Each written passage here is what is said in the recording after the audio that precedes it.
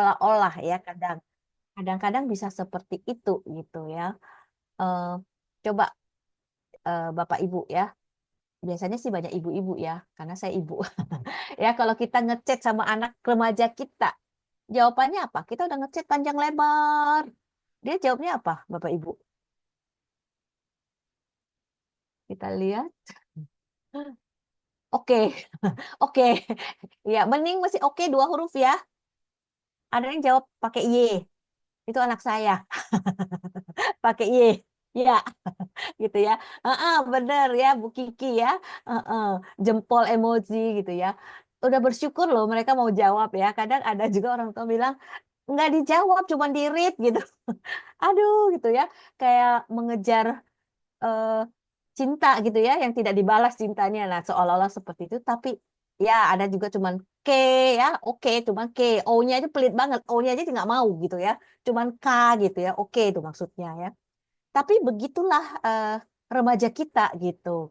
Jadi kalau kita baper ya susah ya. Kalau kita baper gitu ya, nggak apa-apa kita yang ngejar mereka gitu. Heeh. Oke, kita akan lanjut lagi. Nah, ini eh, salah satu yang saya ambil dari anak murid saya ketika saya minta mereka mengisi apa yang kamu harapkan dari orang tua kamu. Jadi itu yang mengisi itu kurang lebih ada 100 anak ya, 100 anak kelas kelas 6 ya, udah mulai remaja ya, mereka 11-12 tahun. Kelas 6 100 anak kurang lebih yang mengisi dan ya kebetulan memang mereka sekolah di sekolah yang lumayan menengah ke atas seperti itu sehingga mereka tidak mengatakan aku berharap papaku atau mamaku membelikan saya sesuatu, tidak ada yang mengisi seperti itu. Tidak ada satupun yang mengisi. Karena apa? Karena ya pasti sudah dibelikan gitu ya. Jadi mereka tidak punya pengharapan itu lagi, belikan ini, belikan itu nggak ada gitu. Yang mereka mengharapkan banyak sekali. Yang banyak ya, yang seperti ini. Kurang lebih saya ambil cuma 2 karena ini mewakili banyak anak. Saya harap orang tua saya tidak berantem. Nah, jadi banyak anak yang merasa ya orang tuanya berantem terus ya seperti itu. Oke. Kemudian satu lagi saya mengutip mana ya?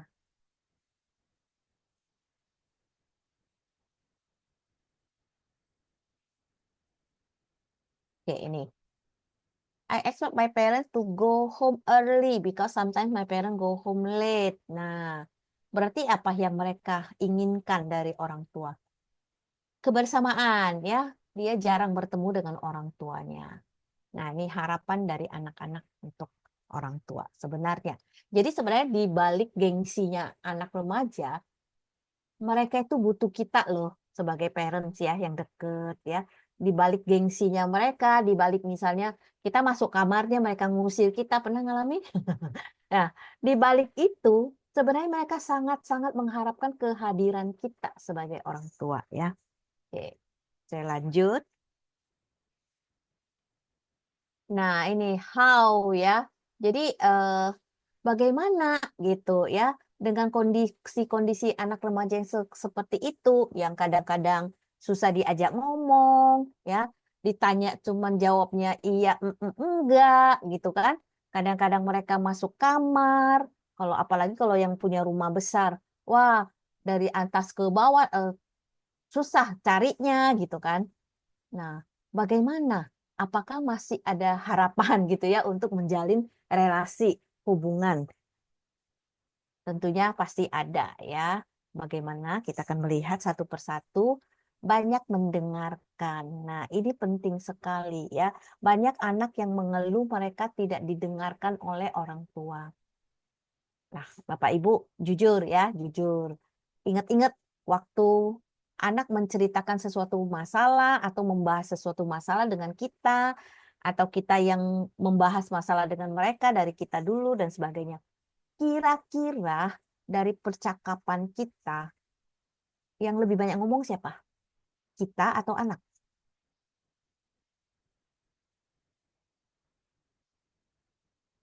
Oke, saya mau lihat di chat. Kira-kira banyakan kita atau banyakan anak ya? Ortu, oke, ortu. Ada lagi? Kebanyakan ortu, kita ya. Terus ada lagi? Kita ya. Oke. Nah, oke. Jujur ya, terima kasih untuk kejujurannya ya. Oke, lebih banyak ngoceh ya. Banyak orang tua yang ngomong. Kadang-kadang nggak ngoceh, tapi nasehatin panjang lebar. Kadang-kadang di dalam nasehatnya berulang-ulang dan sebagainya. Ketika anak mulai ngomong sedikit, kita langsung tuh, "Oh, nggak begitu. Kamu harus begini. Kamu begini." Lah, kok begitu sih? Kenapa kamu lakukan begitu? Menurut kamu kayak gitu? Enggak dong, harusnya gini. Nah, itu kita malah setelah mendengar dia satu kalimat, kita ceramain dia berpuluh-puluh kalimat. Mereka merasa tidak didengarkan. Nah, akhirnya apa?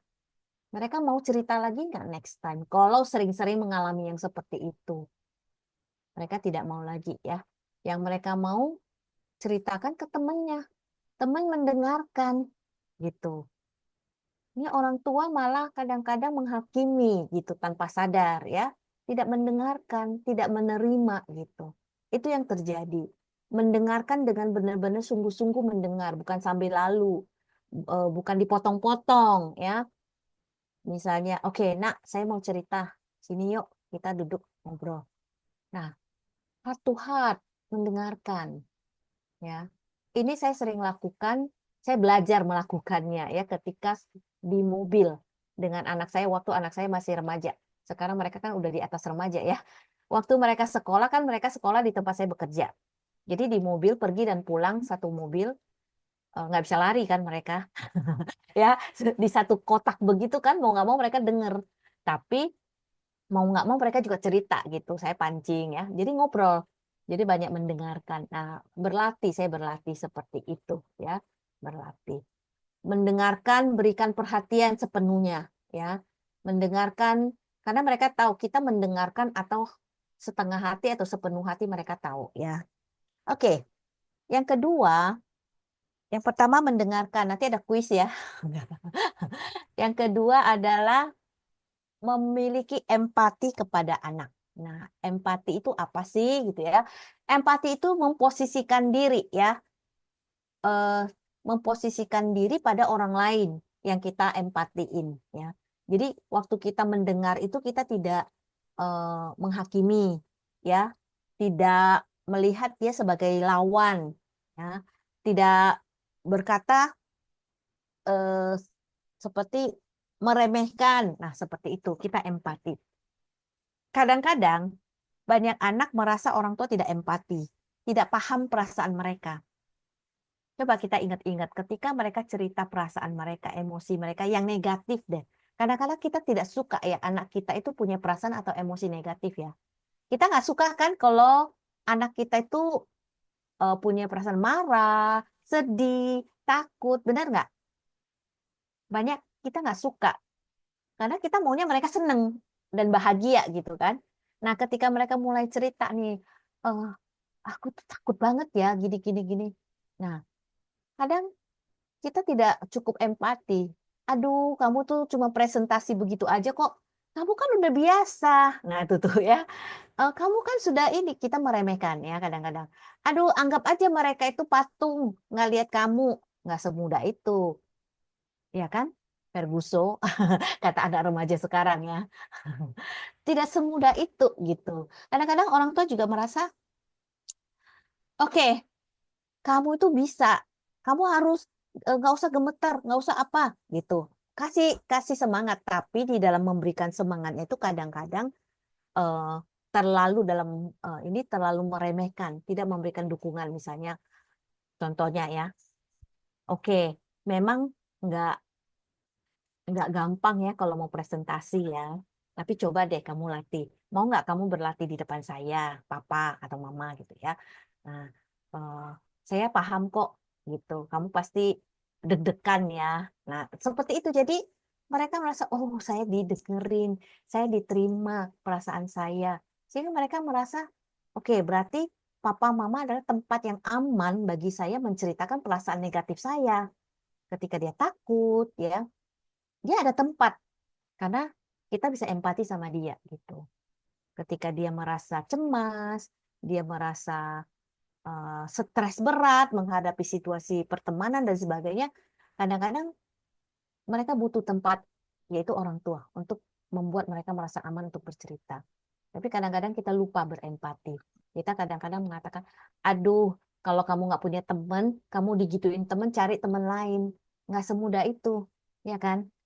Mereka butuh teman, misalnya merasa dikucilkan sama teman. Karena mereka peer group gitu loh. Itu kuat dan mereka merasa ini duniaku di sini. Kalau kita merasa, aduh, ini kan kalau temanmu toksik ya udah keluar aja gitu-gitu. Nah, itu terlalu istilahnya memberikan penghakiman gitu. Mereka nggak suka. Mereka nggak suka. Nah, ini remaja ya, mereka nggak suka. Saya juga banyak melakukan kesalahan seperti itu. Jadi saya melihat, oh mereka nggak suka yang seperti ini. Mereka sukanya, oke. Nah, terus kamu maunya gimana? Nah, jadi kita kayak merasakan, turut merasakan. Itu empati ya. Nah, itu yang kedua ya. Yang pertama mendengarkan mereka, kita bisa berempati dengan remaja kita. Yang ketiga memaafkan dan meminta maaf.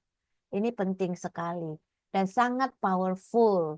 Saya juga merasakan ya ketika saya melakukan kesalahan, saya minta maaf, saya merasa itu sangat menolong mereka untuk eh, tidak menutup atau tidak memberikan tembok pada diri mereka.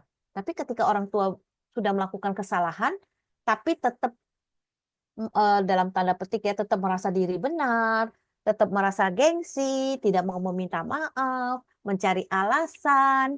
Nah, itu tuh mereka tahu dan mereka menutup diri nantinya ya.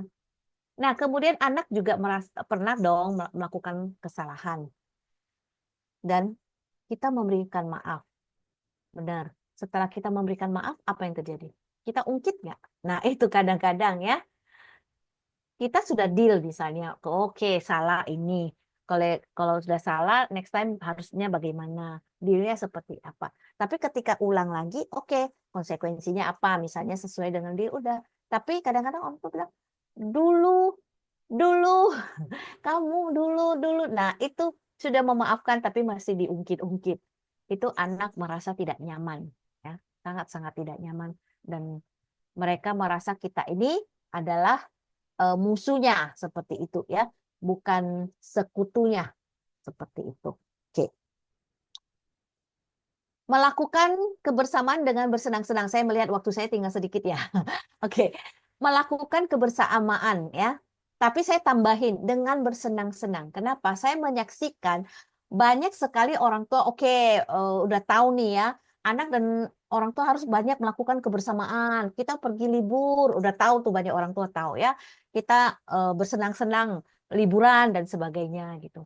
Tapi kenyataannya ketika di tengah liburan atau pergi melakukan satu kebersamaan, banyak konflik gitu, banyak cekcok gitu ya dengan si anak gitu. Kadang suami dan istri.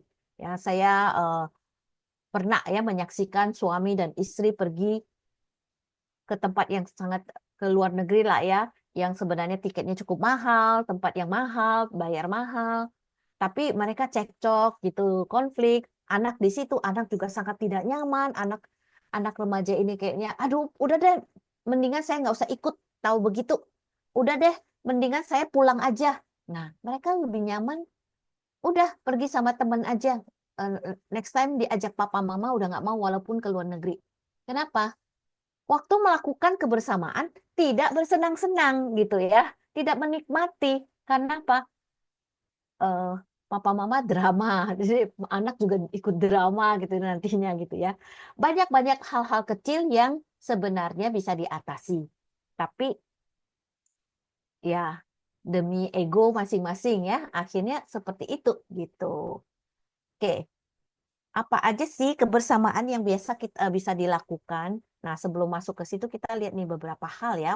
Banyak waktu bersama, tapi nah ini yang sebelah kiri ya, yang hijau. Nah, ini nih yang bisa dilakukan ya. Oke. Hobi ya, cari hobi bersama, ngobrol, canda, berkomunikasi, olahraga. Nah, ini banyak waktu bersama juga, tapi waktu lagi sama-sama jalan-jalan tiba-tiba cara anak melakukan ini dikritik, cara melakukan itu dikritik. Terus banyak ngomel, Nah, timbul konflik, mulai saling menyalahkan, hati tidak terkoneksi, walaupun banyak waktu. Oleh sebab itu kita bukan hanya kebersamaan, tapi kebersamaan untuk bersenang-senang, gitu ya. Oke. Nah, yang selanjutnya tidak mengajak konflik dan tidak mau diajak konflik. Tadi kan sama ya, memaafkan dan minta maaf. Nah, ini tidak ajak konflik dan tidak mau diajak konflik.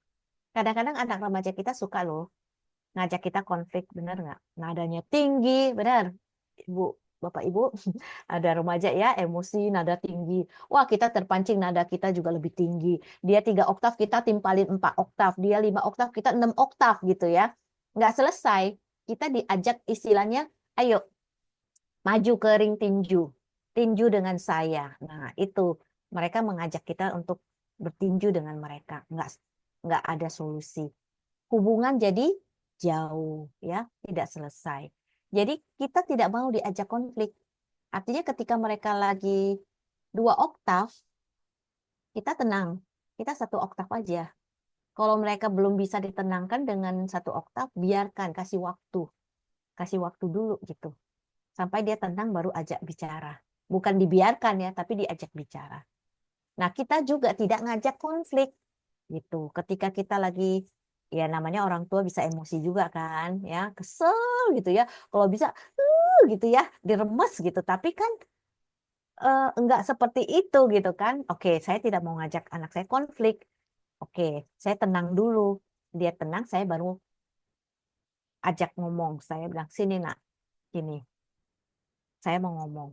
Nah, ini yang terjadi. Ini. Jadi dengan nada yang turun, bicara yang pelan, sehingga nada suara kita tidak naik. Kalau kita bicara cepat, otomatis biasanya suara naik ya. Nah, itu ya.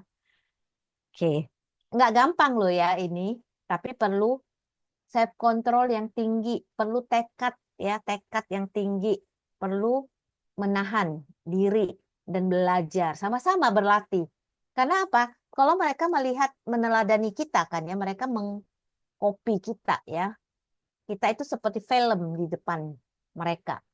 Kalau cara kita menangani masalah dengan konflik, dikit-dikit mau konflik, dikit-dikit ngajak orang berantem, nah dia juga akan begitu gitu ya. Anak-anak akan seperti itu juga gitu. Nah, ini contoh konflik dengan remaja ya.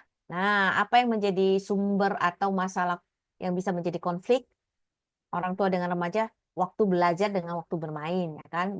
Ini banyak sekali anak-anak yang dikonseling, yang dibawa ke saya ya, remaja ya, banyak mereka tuh menghabiskan waktu untuk bermain gadget.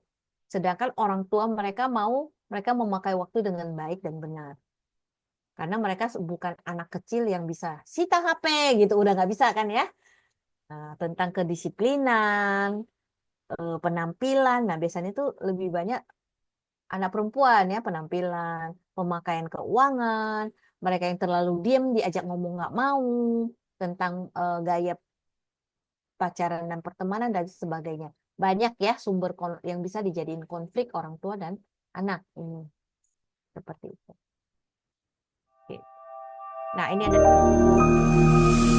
Mungkin saya stop share dulu. Saya ambil dari YouTube aja karena kalau yang dari ini tadi tidak ada translate Indonesianya ya. Kalau saya ambil dari YouTube ada ya. Juga. Sebentar.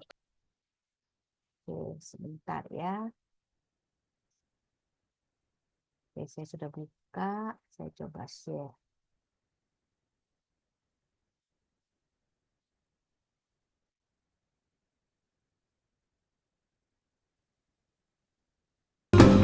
Sudah dengar suaranya? Communicating well with your teen is about establishing trust and a foundation for mutual respect. Let's look at some scenarios that show both the wrong and right way to communicate with your teen. Really? You're an hour late. Now the post office is closed. I just forgot, okay? You're so irresponsible. What's wrong with you? I just forgot, okay? You're grounded. You're so unfair. The father was worried and scared that something had happened to his son, that fear and anger was directed toward his teen in an unproductive way. It's okay to be upset in this situation, but dumping those feelings on his son won't help him from being late in the future. For a more productive conversation, frame the exchange with I statements that explain reasoning and fosters a two-way communication.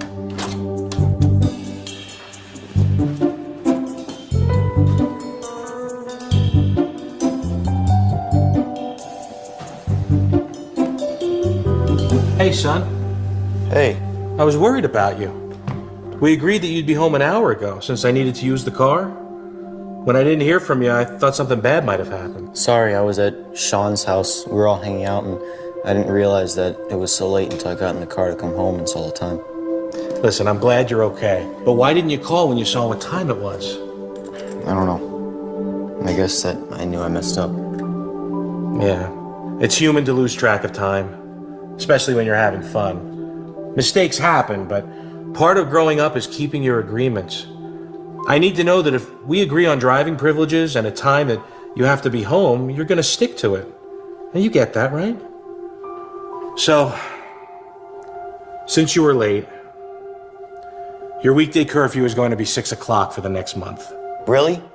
A whole month? If you can show that you can come home on time, we can talk about moving it back to 7 o'clock. Agreed? Agreed.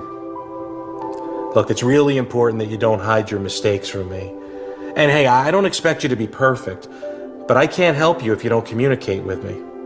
Owning up to your mistakes shows that you're responsible, but hiding them, trying to avoid the consequences, that shows me you're not being responsible. Make sense? I get it. Hey, is there anything else you want to talk about? Actually, yeah.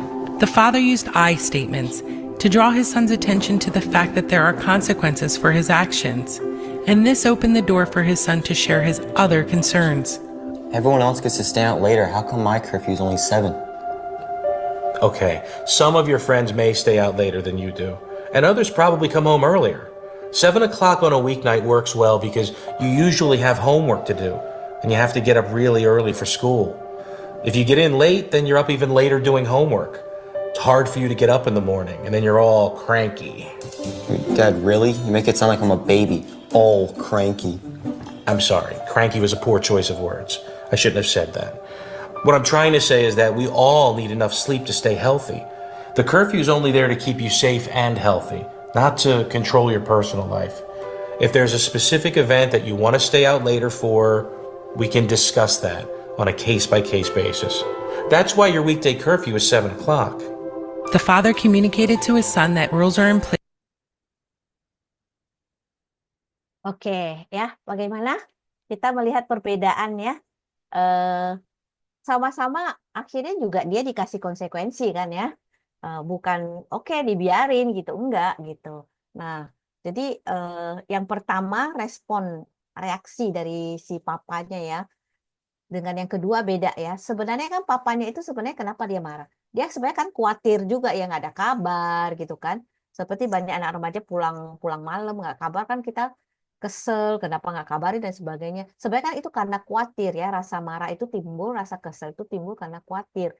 Tapi daripada kita melampiaskan rasa marah kita kepada si anak, kita melihat si bapak itu apa? Dia mengeluarkan perasaannya, saya itu khawatir ke kamu gitu. Nah itu kan lebih baik ya. Jadi daripada dia marah-marah, nah, itu yang kadang-kadang terjadi pada diri kita kan ya. Kita sebenarnya khawatir, tapi yang keluar tuh rasa kesal dan marah. Akhirnya anak nggak nangkep pesannya, malah merasa dia dimusuhin, bukan dikhawatirin gitu. Dilarang-larang, dimarah-marah, dan sebagainya. Dan hasilnya beda ya. Kalau tiap hari misalnya si anak begitu kan si anak akan terus melakukan yang salah, nggak peduli lagi gitu kan. Si bapaknya terus begitu, akhirnya kan hubungan mereka nggak bisa komunikasi dengan dekat, akan renggang. Tapi dengan cara yang kedua tadi kita melihat kan, mereka bisa membangun hubungan yang dekat ya. Si anak menerima ketika dikasih konsekuensi juga gitu. Oke. waktu saya masih ada nggak kira-kira? Sepertinya sudah selesai waktunya, Sudah habis waktunya. sudah habis ya. Tapi saya satu lagi ya, saya share screen satu lagi. Eh, kalau enggak nanti saya nggak bisa tidur ya. Ada satu yang belum diberi. Tunggu. Hmm, Bagaimana? Nah, ini satu lagi yang terakhir ya, yang keenam ini. Nah, tetap ada aturan ya. Eh, ada aturan, ada konsekuensi. Konsekuensi itu bukan berarti dihukum-hukum begitu ya, bukan ya. Artinya seperti tadi Bapak itu kan ya, dengan anak remajanya konsekuensi sesuai dengan anak remaja gitu. Ada tanggung jawab, ada otoritas. Nah, itu. Sebagai orang tua kita tetap ada otoritas terhadap anak karena mereka masih di bawah bimbingan kita. Cuman gaya otoritas kita tidak lagi pakai gaya otoriter seperti itu. Jadi ada batasan yang mereka harus tahu. Aturan di rumah, aturan dari orang tua mereka harus patuh. Walaupun kita membangun hubungan yang dekat dengan adanya batasan, bukan batasan dalam hubungan ya, tapi batasan mereka tidak bisa semena-mena mereka gitu. Nah, itu tetap ada ya, bukan berarti mereka itu boleh melakukan apa saja seperti itu. Oke, waktu saya sudah habis, saya stop share. Terima kasih semuanya. Luar biasa. Terima kasih Bu Melati untuk sesi yang sudah dibawakan. Tentunya kita semua merasa diberkati dan mendapat manfaat. Saya ingin melihat respon dari eh, para peserta yang mengikuti webinar. Mari berikan reaksi, entah jempol, entah tepuk tangan ya. Kalau saudara mendapatkan manfaat dari sesi kali ini.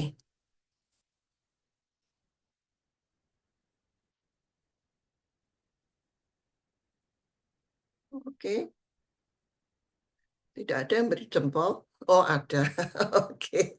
Ya, tentunya kita sangat diberkati ya. Ibu Melati sudah membawakan sedemikian rupa untuk membuat kita dibekali dengan banyak hal terkait peringatan bahwa kita ini perlu sekali memiliki hubungan yang baik. Dan untuk memiliki hubungan yang baik itu perlu upaya yang terus-menerus ya dipelihara, dijaga dengan kerja keras, ada harga yang harus dibayar. Dan bagaimana? Apakah Bapak Ibu sudah menemukan seni yang kita sedang cari di malam hari ini? Seni membangunnya. Tadi sudah dijelaskan ya ada 6 hal. Kalau saya boleh simpulkan ya, Bu Melati ya. Jangan lupa kita harus terus berlatih dan terus melakukan karena kita ini diberi Tuhan 2 telinga dan 1 mulut. Tapi alangkah hebatnya kita bahwa mulut kita yang lebih banyak berbicara daripada telinga kita, begitu ya. Tapi mari kita mulai belajar untuk mendengarkan anak-anak kita. Mendengar dan mendengarkan tuh beda sekali. Biar kita mendengarkan ya. Lalu berempati ya, memaafkan dan meminta maaf. Kemudian kita perlu mengadakan waktu kebersamaan yang menyenangkan. Jangan sampai justru bersama tapi terus bertengkar. Bersama tapi memikirkan kesenangan sendiri. Begitu ya Bu Melati ya. Dan yang kelima, tidak mengajak konflik dan tidak mau diajak konflik. Perlu penguasaan diri di sana. Dan yang keenam, tetapkan batasan supaya mereka juga tahu ya. Oke, kita tentu masih banyak pertanyaan mungkin yang ingin ditanyakan. Tapi sebelum kita masuk ke sesi tanya jawab, kita akan berfoto bersama ya. Sebab itu Bapak Ibu, seluruh peserta webinar yang ada, dimohon untuk membuka kameranya. Agar kita bisa mengenal wajah-wajah yang antusias, yang ceria, yang bahagia pada sore hari ini, ya, dari para peserta. Mari berikan senyum cerianya. Oke, nanti dipersilakan Ibu Gloria sebagai co-host untuk mengambil gambar.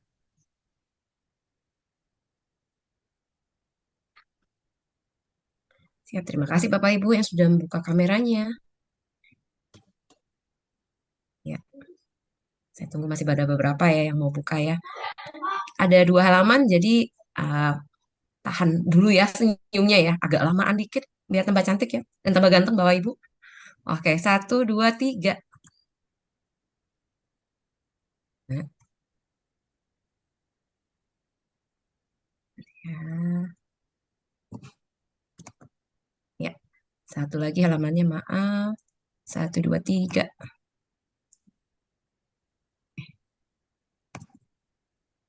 Oke, kayaknya udah dapet ya. Oke, terima kasih. Ya, silakan Bu Erlina. Ya, terima kasih Bu Gloria. Terima kasih juga untuk kesediaan saudara semua untuk berfoto bersama. Selanjutnya kita akan menyimak sejenak cuplikan berikut. Ya, cuplikan apa ini? Tayangan pembukaan rumah konseling Jakarta, ya, rumah konseling LK3 Jakarta 2, itu lengkapnya ya, yang ada di daerah Green Lake sekretariatnya. Rumah konseling Jakarta ini hadir untuk kita semua di Jakarta Barat.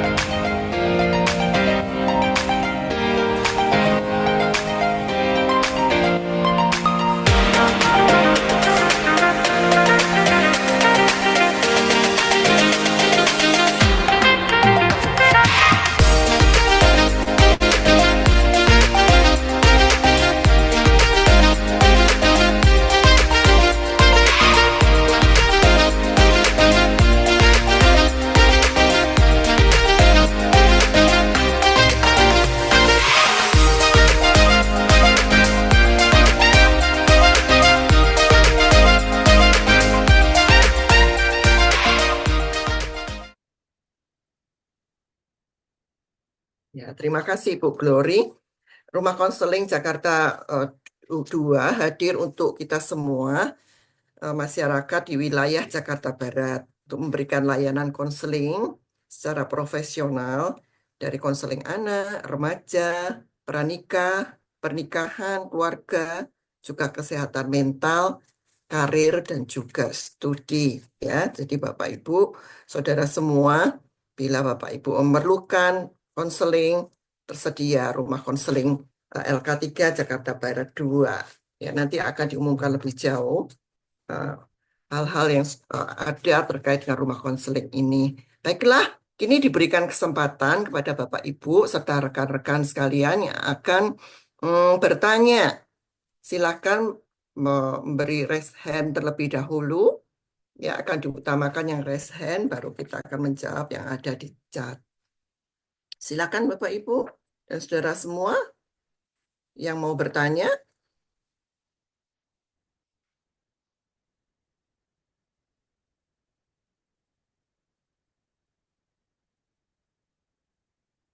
Sepertinya, oh ini, Bapak Ivan Sihaloho akan bertanya. Silakan Bapak Ivan, diberi kesempatan. Baik, terima kasih Ibu. Perkenalkan saya Ivan Sialoho dari Lampung, Ibu.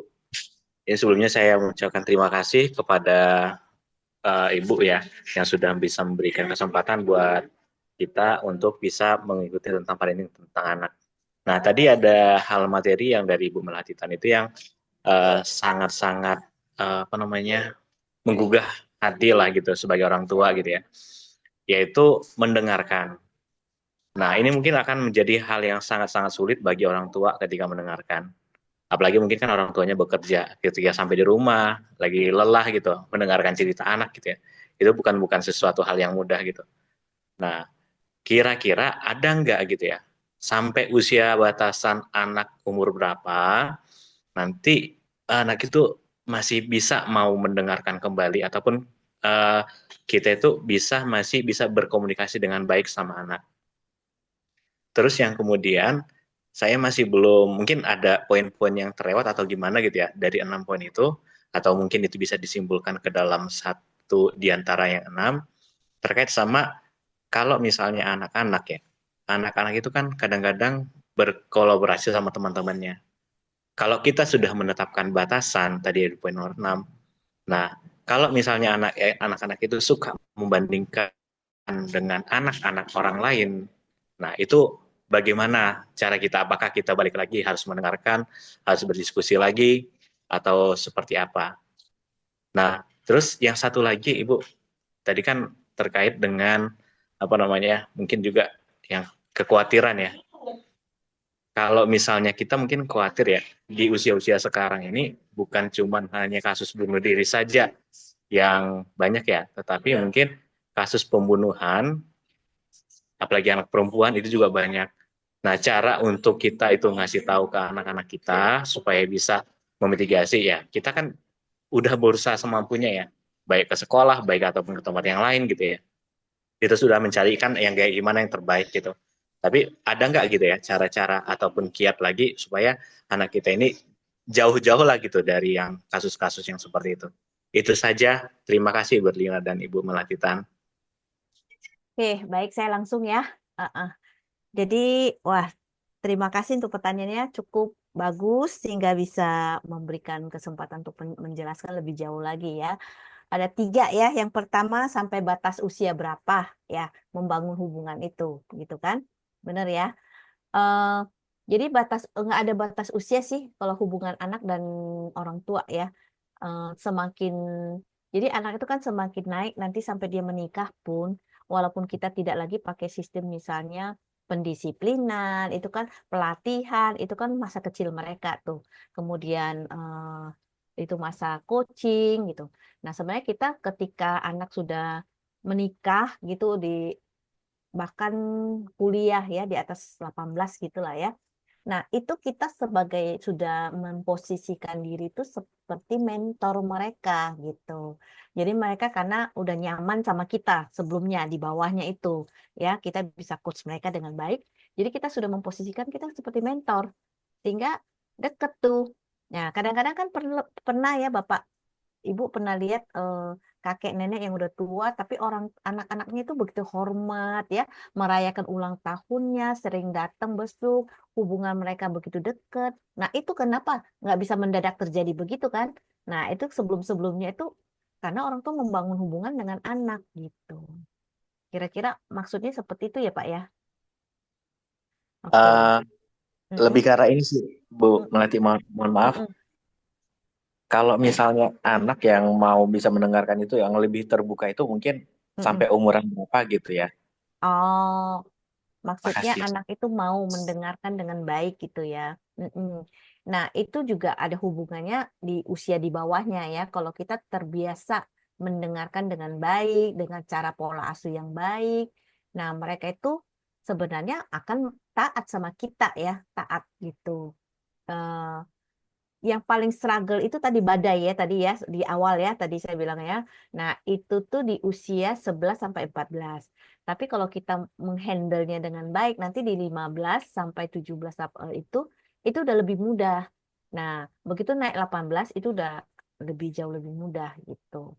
Tapi kalau di usia 11 itu mereka mulai tuh perkembangan eh, pertumbuhan hormon dan sebagainya gitu ya. Mereka mulai emosinya nggak stabil. Nah, orang tua tidak paham, banyak konflik dan sebagainya.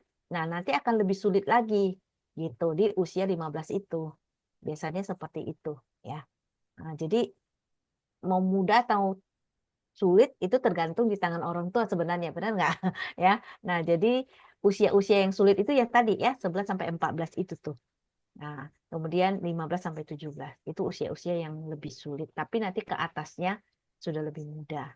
Asal kita ya orang tua yang mendekatkan diri kepada mereka gitu.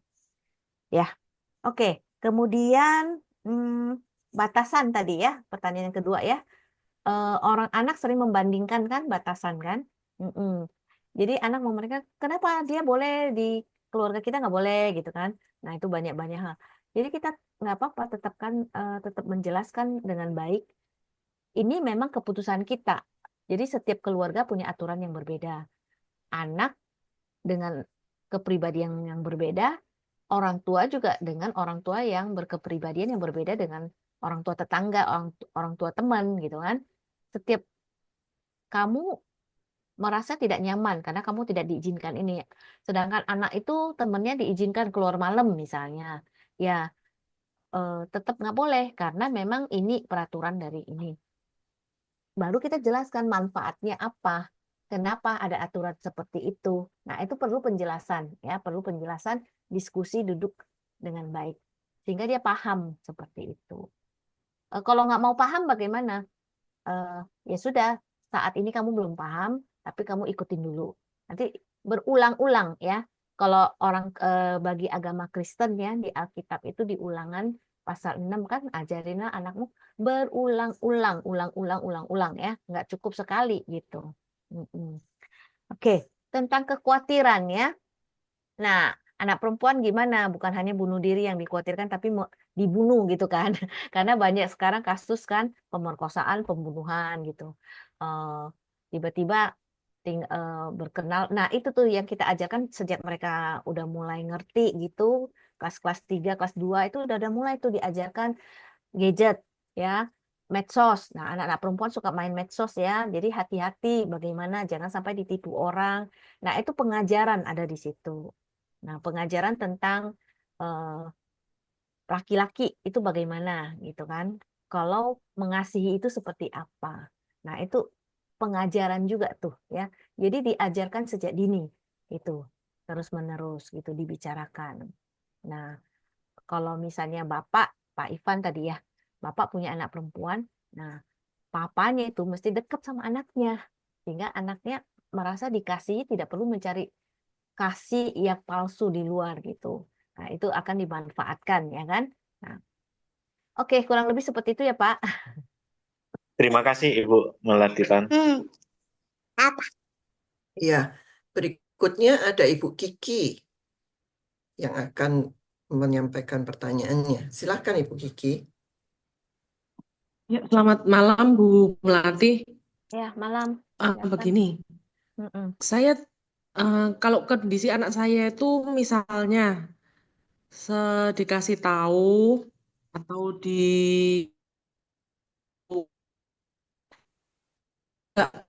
yang kok anak saya ini diam, justru malah diam, ndak membantah. Jadi saya tuh nggak tahu gitu loh. Maksudnya maumu itu apa? Ditanyain kalau sudah walaupun udah ditanyain, ya udah mama kasih waktu kamu jawab deh. Kamu maunya apa? Maumu itu mama itu harus gimana?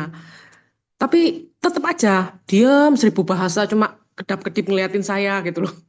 Jadi solusinya gimana? Bagaimana cara yang harus saya lakukan untuk memancing atau gimana ya supaya mereka itu mau mengutarakan isi hatinya apa yang mereka mau. Kira-kira Oke, seperti itu, Bu. baik. Tadi ada sedikit terputus-putus ya. Kalau saya nggak, coba saya simpulkan pertanyaannya bahwa ketika anak ibu, ketika diajak bicara selalu diem begitu ya, sehingga tidak tahu Ya, maunya apa gitu ya. ya, nggak ada respon. Jadi cuma diliatin Oh, aja, oke. nggak Itu bantah anak juga. anak ibu remaja bukan? Anak laki atau anak Rema- perempuan?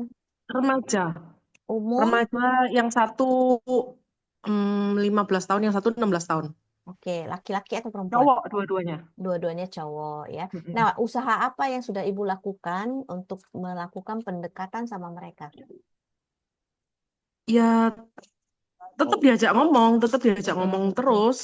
Diajak Tapi pada ngomong ya. waktu diajak ngomong itu mereka kayak ya udah cuma kayak saya satu sisi. Jadi akhirnya saya yang pidato gitu loh. Oh, jadi Ibu Kiki tuh memberikan nasihat gitulah ya. Terus mereka diem, mau Mm-mm. mau ikutin atau enggak kita juga nggak tahu gitu kan ya. Mm-mm. Nah, kalau saya lihat, Bantah juga enggak. bantah juga enggak. Nah, berarti sehari-hari mereka juga nggak banyak ngobrol ya Bu ya, benar nggak? Nggak Eh, menceritakan isi hati mereka ke Ibu atau gimana? eh, Sehari-harinya. yang Mm-mm. satu sama yang kedua itu sifatnya beda. Yang kedua itu sama sekali nggak pernah cerita apapun. Yang pertama kalau nggak lagi ditegur itu dia suka cerita. Ya saya suka dengerin juga. Hmm, Nah kalau yang kedua itu sama sekali nggak pernah cerita tentang masalah pribadinya. Dipancing-pancing juga susah. susah ya. Hmm. Oke, baik.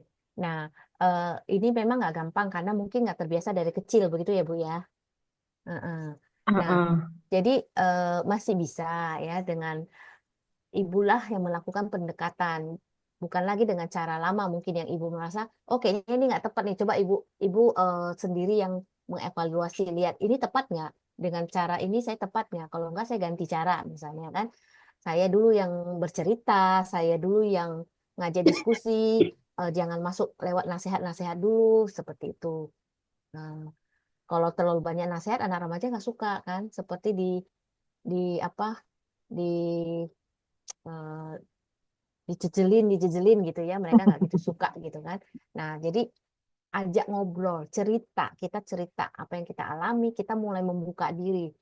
Kita senang, kita susah, kita apa, kita cerita perasaan kita, pemikiran kita cerita, kita ajak diskusi.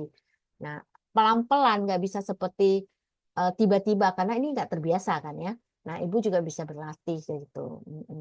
Nah, kalau misalnya memang sepertinya kok ini anak yang satu ini sulit, tapi sulit sekali, boleh juga Bu Kiki nanti bisa hubungin. Di sini ada konselor remaja juga ya, di RKJ2 gitu. Nah, ibu bisa hubungin nih gimana konsultasi misalnya kan, supaya lebih detail ya. Kalau di sini kan kita agak terbatas ya, karena kan nggak tahu masalah persisnya seperti apa gitu. Nanti ibu bisa, kalau ibu merasa kesulitan nantinya ya, gitu ya Bu Kiki. Ya, baik Bu, makasih ya.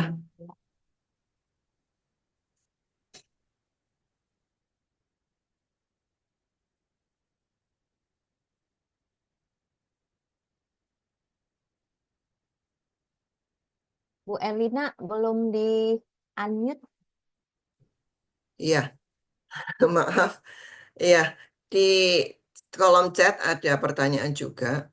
Bu, bagaimana kalau kasus seperti di video tadi, kondisi seperti yang kondusif, tetapi positif, diakhiri dengan penjelasan dan semua oke. Anak menerima konsekuensi, namun kejadian melanggar aturan itu berulang lagi, dan berulang lagi, dan berulang lagi. Hehehe. Ortu tetap berusaha positif, anak tetapi jalanin konsekuensi, namun nggak beberapa lama diulangi lagi dan lagi. Bagaimana ya Bu? Makasih Bu. Seandainya ya, tapi biasanya Mm-mm. kalau dengan cara positif seperti tadi biasanya sih berhasil ya. Eh, tapi kalau misalnya tetap misalnya ya, itu kan artinya dulu-dulu sebelum-sebelumnya pernah diperlakukan dengan kurang baik. Nah, akhirnya kan anak jadi eh, perilakunya jadi artinya bertumbuh dengan perilaku yang kurang baik sehingga tidak merespek orang tua ya, karena sudah melanggar janji. Nah, usaha lagi misalnya pendekatan, dating berdua. Ketika dia lagi dating ngobrolin gitu.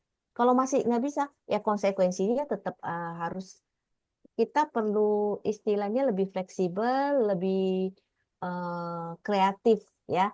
Misalnya kalau konsekuensi dia dibilang sebulan, misalnya dia nggak lakukan, ya konsekuensi yang lain gitu.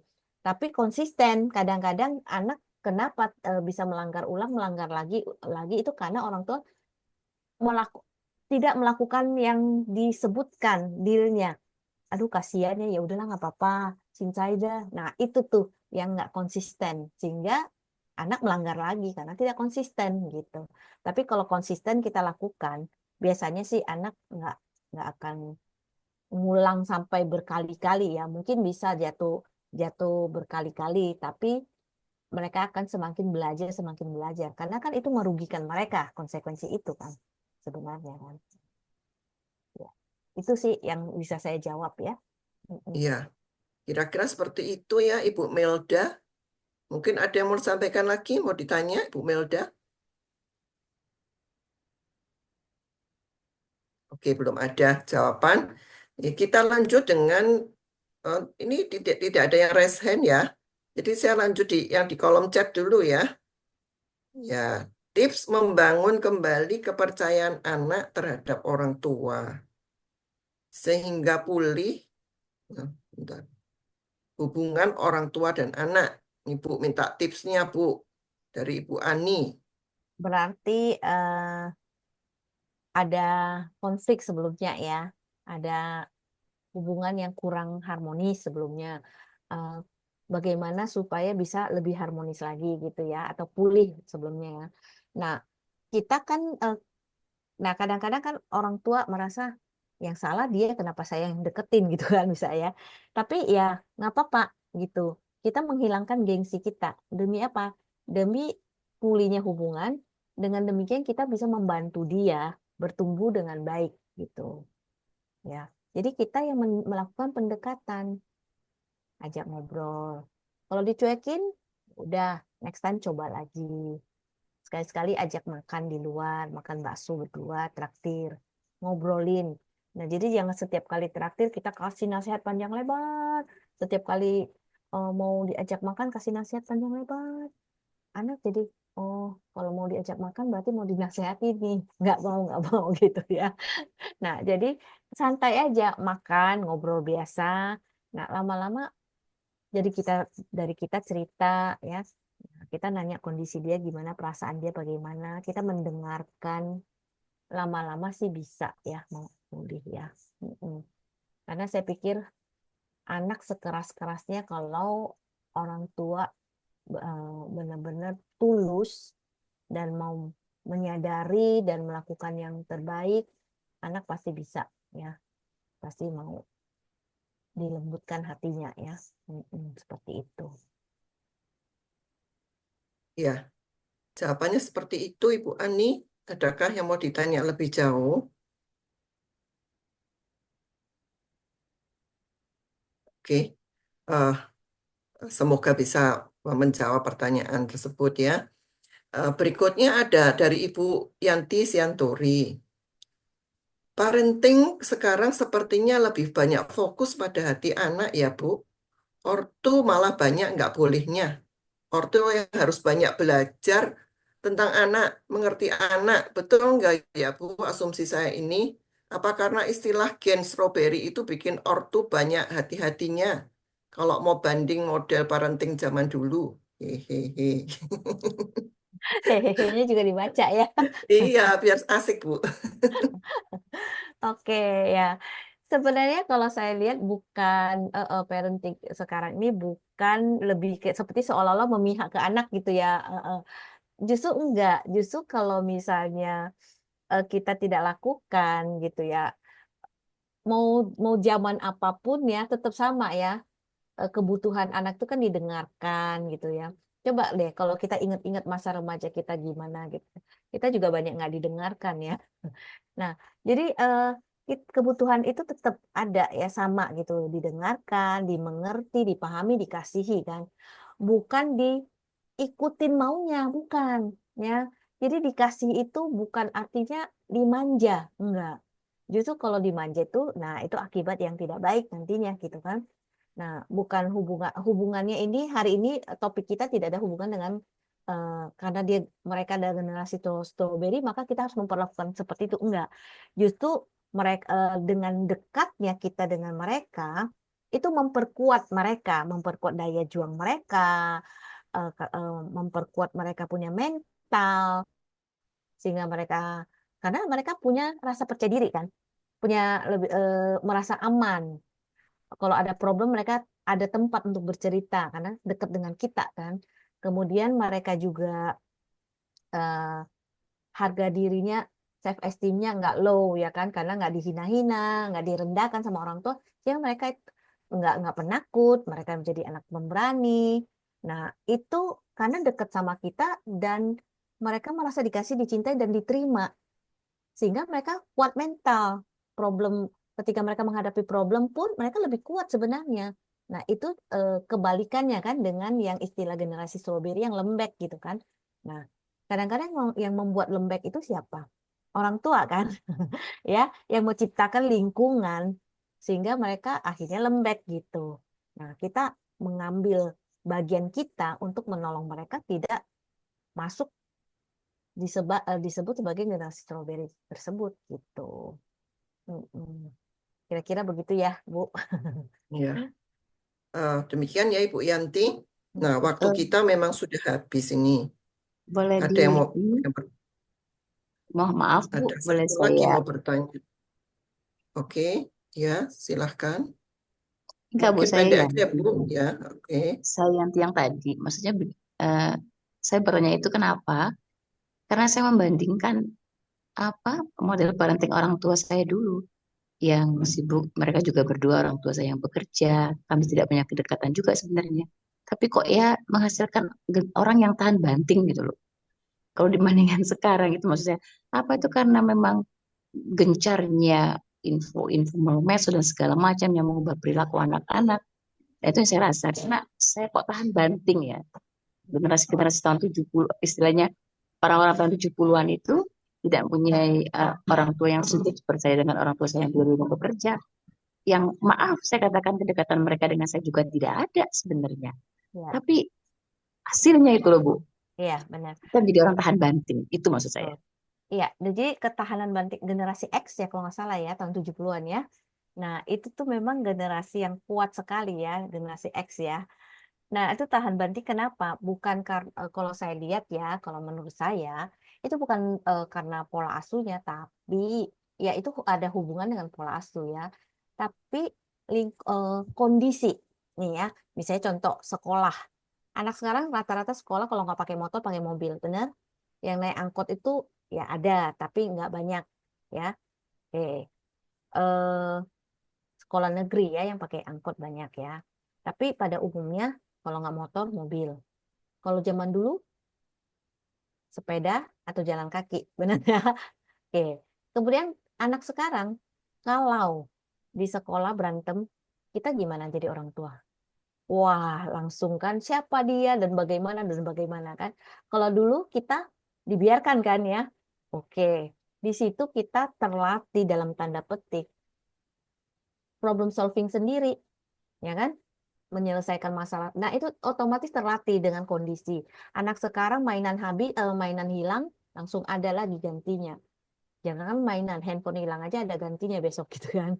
Kalau anak dulu gitu, mainannya cuma satu gitu ya, udah rusak diperbaiki lagi gitu kan. Nah, itu kan menciptakan daya juang mereka tanpa sadar ya, tanpa sadar. Orang tua kurang memperhatikan dan sebagainya. Nah, jadi ini sisi yang satu yang berbeda gitu. Lingkungan, kondisi, pengasuhan orang tua yang menciptakan, oke, kamu mandiri sendiri. Kamu lebih mandiri, apa semua urus sendiri. Nah, itu menciptakan kita berjuang, punya daya juang dan bisa mandiri. Sedangkan orang tua sekarang kan anak dua, kadang-kadang pengasuhnya dua. Kadang-kadang gitu kan. Sehingga tanpa sadar, anak selalu dibantu kan. Nah, sehingga mereka tidak berjuang gitu.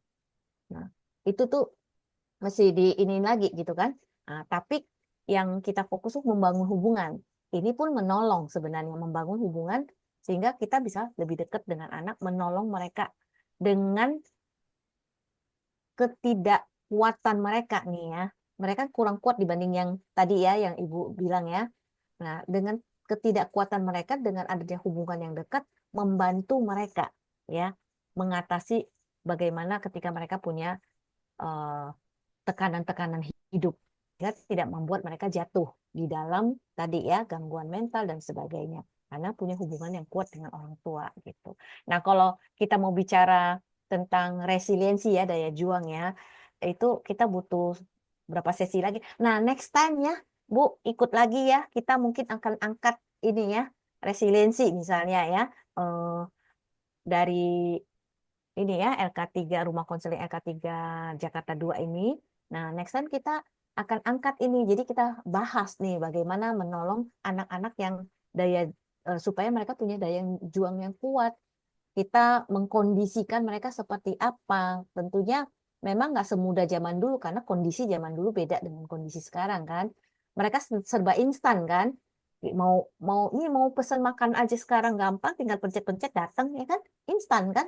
Kalau dulu kan perlu berjuang kan, emak nggak ada, bapak nggak ada, potong cabe, potong telur, potong bawang, masak telur, berjuang kan, anak kecil di rumah, papa mama nggak ada. Nah ini satu hal yang sepele, tapi banyak-banyak detail-detail yang membuat anak-anak dulu itu terlatih gitu ya, bukan karena dulu dipukul-pukulin jadi kuat, enggak, bukan itu ya. Itu justru yang membuat apa emosi mental jadi negatif ya. Begitu ya Bu Oke, siapa Bu? ya. Bu Yuli ya Ibu tadi ya. Yanti Bu tadi ya. Yanti. Oke. Pastinya masih ada beberapa pertanyaan, Ibu, tapi waktunya sudah habis kita. Pertanyaan-pertanyaannya sepertinya berkaitan juga dengan resiliensi tadi ya. Bagaimana juga menjadi merendahkan ego dengan membiarkan anak berbuat semaunya, membedakannya seperti apa. Terus tentang apa nih, thoughts love ya. Nah, itu nanti kita mungkin akan bahas di seminar webinar berikutnya ya, Ibu Melati ya. Dan kita mau mengakhiri pada kesempatan ini. Mohon maaf untuk yang belum bisa terjawab, juga tadi satu yang raise hand ya, karena waktunya sudah habis. Jadi kalau kita mengadakan webinar, cepat-cepat bertanya dulu ya, supaya tidak terlambat untuk dijawab. Seperti itu, minta maaf kalau memang belum bisa terjawab pada kali ini, karena waktu kita sudah sampai. Untuk closing statement, kira-kira Ibu Melati bisa memberikannya. Iya,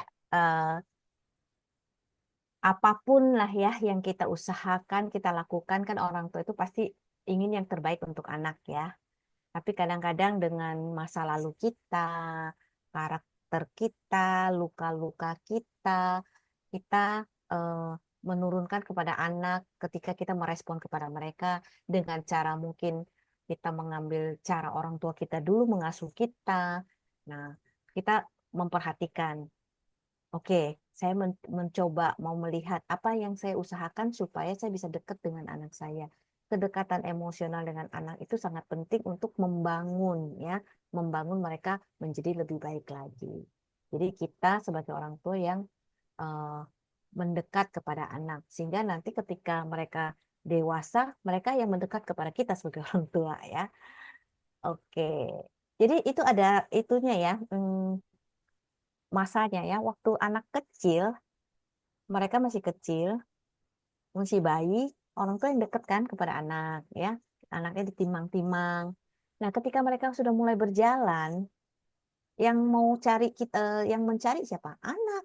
Ditinggal mama dikit nggak mau kan ya? Kadang ada anak yang ikut ke toilet gitu kan, nangis-nangis kalau nggak diizinkan masuk gitu kan. Duduk juga mamanya duduk di toilet dia ditungguin gitu kan. Nah, itu anak yang mendekat usia-usia seperti itu. Tapi begitu remaja, nah kita hari ini bicara bicara remaja kan, kita yang mendekat ke mereka, mereka yang menjauh gitu. Nah, itu ada masa-masanya ya.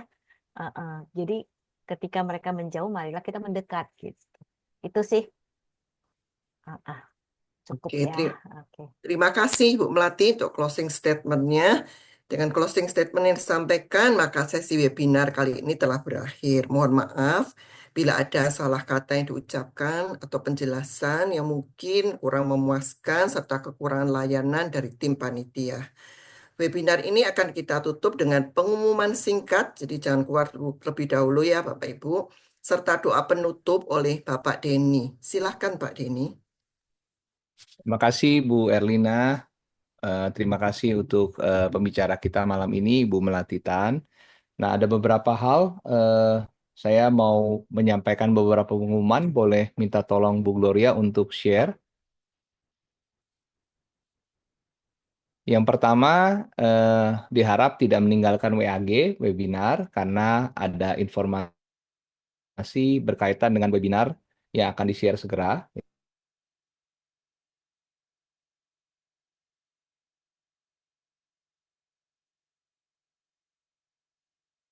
Ya, Rumah Konseling Jakarta 2 ya, di @LK3 atau 2.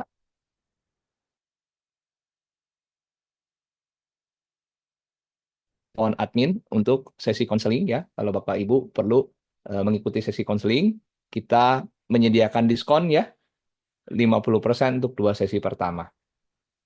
Cukup pengumumannya, kita akan tutup acara webinar kita malam ini. Saya akan pimpin dengan Iman Kristiani. Bapak Ibu yang berbeda kepercayaan boleh berdoa dengan kepercayaan dan iman masing-masing. Mari kita berdoa. Bapak kami dalam surga, terima kasih buat malam ini. Kami bersyukur kami dapat hadir mendengar pemaparan dari Ibu Melati Tan tentang seni membangun hubungan dengan remaja. Berkati apa yang kami pelajari malam ini, sehingga kami dapat mempraktekkannya dalam keluarga kami. kepada anak-anak kami. Berkati kami sebagai orang tua, sehingga kami mau belajar dan melihat harapan yang baik buat anak-anak kami. Terima kasih, hanya di dalam nama Yesus kami sudah berdoa dan mengucap syukur. Amin. Terima kasih Bapak Ibu, selamat malam, sampai berjumpa di webinar Terima berikutnya kasih dengan semuanya. RKJ 2. God bless. Terima kasih. Terima kasih, Terima Bu kasih Melanti, semuanya. Kak Ine, dan semuanya. Terima kasih semuanya.